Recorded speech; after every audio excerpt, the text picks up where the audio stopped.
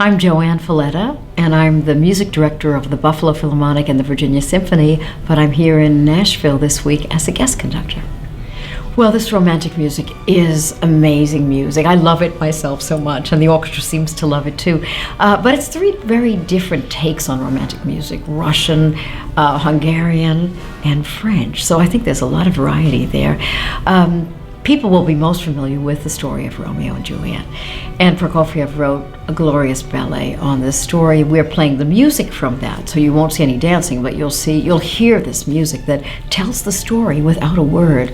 And of course, the story is a tragic one. We start out with a movement that portrays the Capulets and Montagues, the warring families who've, over something that went wrong centuries before, have vowed vengeance on each other. And of course, Romeo and Juliet are each from those two families. We'll hear those two families and their arrogance and their anger at each other. We hear a portrait of Juliet. She's a very young girl. She may be 16 years old, partly still a child, partly a young woman. We hear a dance at a party where Romeo is with his cousin Mercutio. We hear the portrait of Friar Lawrence, who tries to help them with very tragic results. We hear the deadly sword fight where Romeo's cousin Mercutio is killed, and Romeo, in his grief and his anger, kills Tybalt. Tybalt is Juliet's cousin, so we know that this is not going to have a happy ending.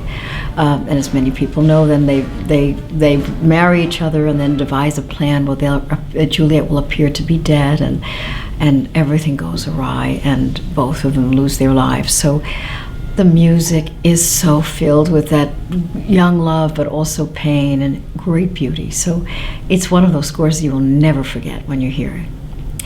Then we go on to a French composer, Ravel, Maurice Ravel. We're actually opening the concert with his La Valse, which is equally tragic in a way. Ravel lived through the First World War, and in fact, he was an ambulance driver for France on the front lines. So he was devastated by the war, and after the war, he couldn't write for a couple of years. He was just so filled with anxiety and grief. But when he did write, he wrote this piece.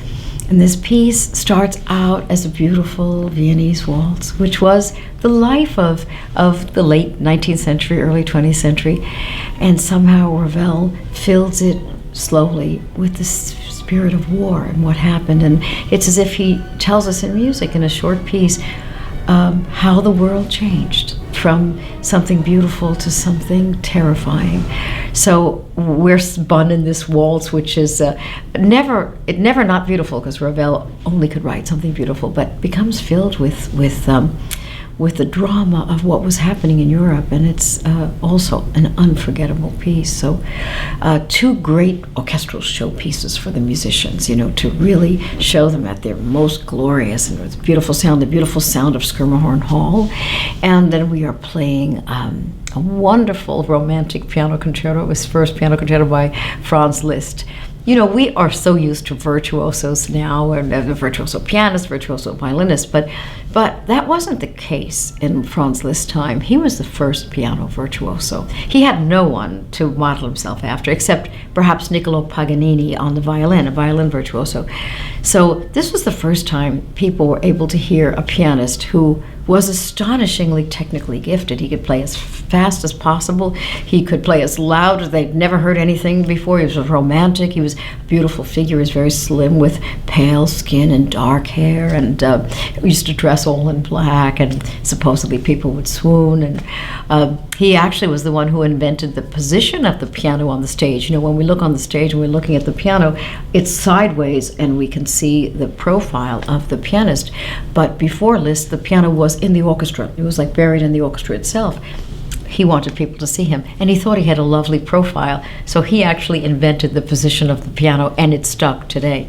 He was the first one to memorize his music, and that started a tradition of all pianists playing from memory. So an astonishingly gifted pianist, and this concerto he wrote for himself is really a vehicle to show not only his virtuoso technique, but also his great profound musicality, and you'll hear that as well.